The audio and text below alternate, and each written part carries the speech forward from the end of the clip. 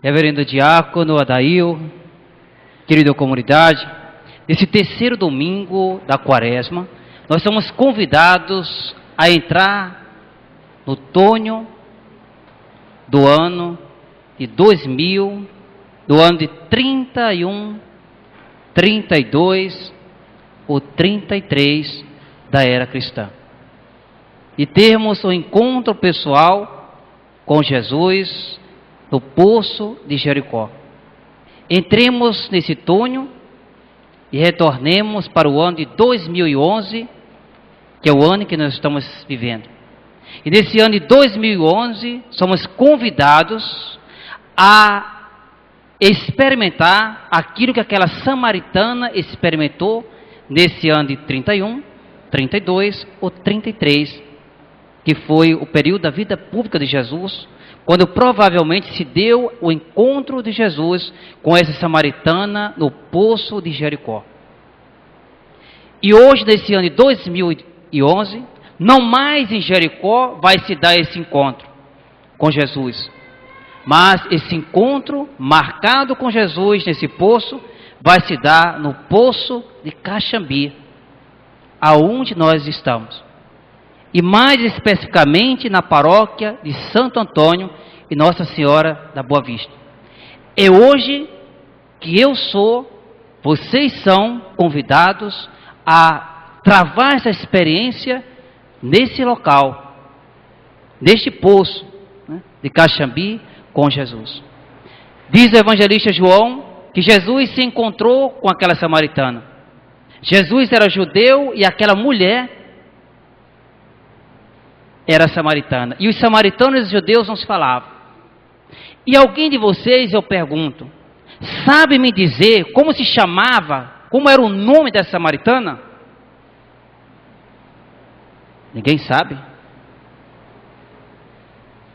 Ninguém sabe. Nem eu. Nem eu sei o nome dessa samaritana. Nenhum teólogo sabe o nome dessa samaritana. Nenhum teólogo sabe a idade dessa samaritana. Nenhum teólogo sabe a cor dessa samaritana. Nenhum teólogo sabe o tamanho dessa samaritana. Pode até ser que ela seja do meu tamanho, mas não se sabe. E sabe por que o evangelista João não descreveu esses pequenos detalhes? Porque o evangelista quer que cada um hoje se identifique, assuma a identidade de quem vai ao poço em busca de água. Água é símbolo de vida. E aquela samaritana foi em busca de uma água H2O, que se encontrava naquele poço de Jericó. E lá ele se encontra com um homem chamado Jesus, né? E que lhe pede de beber. Dai-me de beber. E aquela mulher não entende e acha que Jesus está pedindo aquela água H2O que se encontra naquele poço. E ela diz: Senhor, o poço é muito profundo. Como eu vou retirar esta água? Mas Jesus tinha uma outra sede. A sede de Jesus não era de água H2O. A sede de Jesus era da alma daquela mulher. Aquela mulher precisava de vida. Aquela mulher precisava de fé. Aquela mulher precisava crer. Ela precisava transformar aquela água de H2O em fé. Ela precisava transformar aquela água H2O em crença. Ela precisava transformar aquela água H2O em adesão ao Cristo, que ali se encontrava.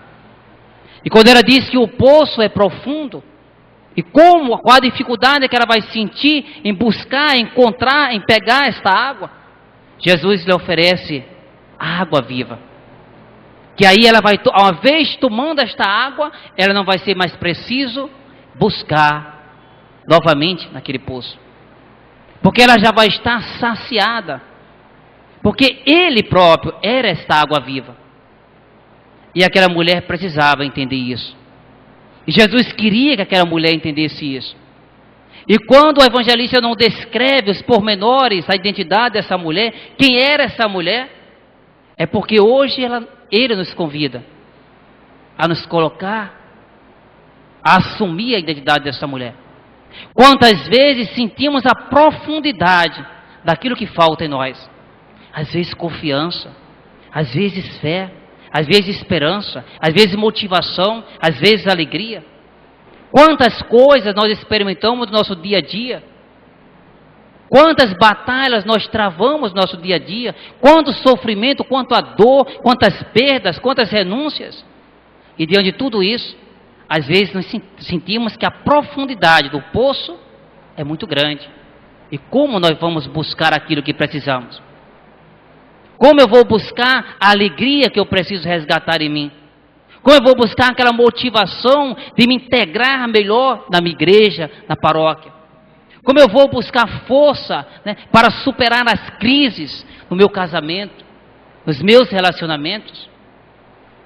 Aonde eu vou buscar essa força? E vocês vão dizer: padre, o poço é muito profundo. A dificuldade que eu estou enfrentando é tanta, padre, que eu não encontro, eu não vejo, né, como chegar até lá, como buscar essa água. E aí Jesus disse para você hoje, como disse para aquela samaritana,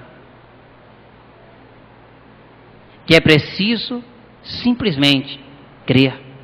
É preciso simplesmente adorar o verdadeiro Deus. Os verdadeiros adoradores são aqueles que com o coração, com a alma, se apresentam ali diante do Senhor. O reconhece, Senhor vem de Kyrios, do grego, que significa dono, né? O Senhor é o meu dono, dono da minha vida.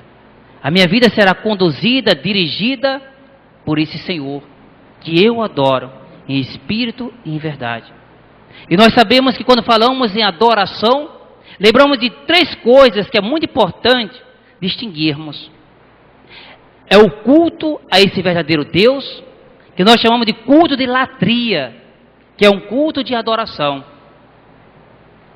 O culto que nós devemos prestar a Deus e somente a Deus é o culto de latria. Latria significa adoração. E aí alguém vai me perguntar: padre, e o culto que a igreja presta aos santos? E o culto que a igreja presta a Nossa Senhora? Não seria uma idolatria? Não seria uma adoração aos ídolos? Não. A igreja católica, apostólica, romana, que é a nossa igreja, ela não presta culto de latria a Nossa Senhora. E nem muito menos culto de latria aos santos. Aos santos, Santo Antônio, que é o nosso padroeiro, nós prestamos culto que nós chamamos de dulia, né? Dulia é uma palavra grega que significa culto de veneração. Ou seja, é um culto especial. É um culto de reconhecimento pela vida, pelo testemunho, pelo exemplo dado por aquela pessoa. É um culto que nos convida a seguir os passos daquela pessoa que seguiu os passos para alcançar o Cristo. E se eles puderem, se eles alcançaram o Cristo, eu também posso, vocês também possam. E aí nós vamos para o culto a Maria. Parece que nós temos uma devoção mais especial a Maria. E isso está muito claro nos católicos. Nós amamos mais a Maria do que aos santos. E aí a igreja chama esse culto prestado a Maria de hiperdulia. Dulia é o culto de veneração aos santos. Hiperdulia é um culto que está acima do culto que nós prestamos aos santos. Porque Maria, ela está acima. Por ser a mãe de Deus, isso já basta. Maria é a mãe de Deus. Nada mais. E a igreja vai chamar de Theotokos ou Theotokos. Tanto faz. Mãe de Deus. Maria é a mãe de Deus. E a essa mãe de Deus, a igreja presta um culto de hiperdulia. Ou seja, um culto de adoração, de veneração especial. Que está acima do culto de veneração dos santos, que nós chamamos de dulia. Tá? Então o culto a Nossa Senhora que a igreja presta é um culto especial. Está acima do culto dos santos por causa disso. Então vamos guardar bem isso. Culto a Deus, latria. Culto aos santos, dulia. Culto a Nossa Senhora, hiperdulia. Está acima dos demais. É um culto especial. E aí Jesus hoje convida essa samaritana a cultuar o seu verdadeiro Deus. A prestar esse culto de latria, de adoração.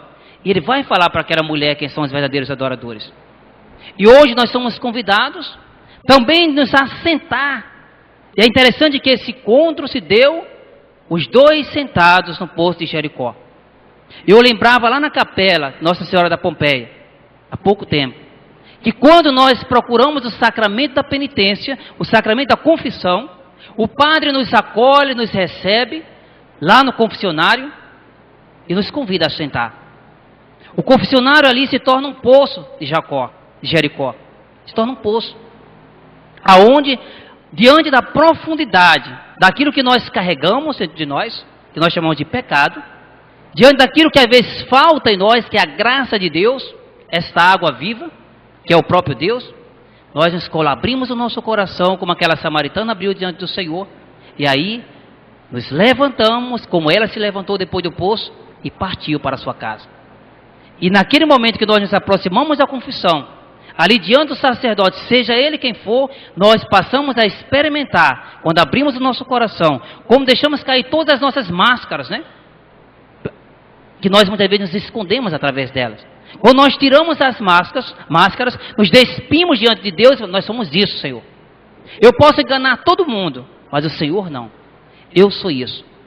E aí, meus irmãos, naquele momento, nós recebemos, através da absolvição dos pecados, nós recebemos o que nós chamamos de água viva. Nós recebemos água viva. E vamos saciar aquilo que até então faltava em nós. Vamos voltar para a nossa casa mais motivados a continuar a nossa caminhada. E nessa quaresma, vamos experimentar isso, especialmente através do sacramento da confissão. Não vamos ter medo de nos aproximar desse poço que nós chamamos de confessionário, do poço que nós chamamos de sacramento da penitência, para que nós possamos experimentar aquilo que aquela samaritana experimentou em Jericó, e nós possamos experimentar, não mais em Jericó, mas aqui em Caxambi, na paróquia Nossa Senhora, na paróquia de Santo Antônio de Pádua e Nossa Senhora da Boa Vista, aquilo que aquela samaritana experimentou, assim seja.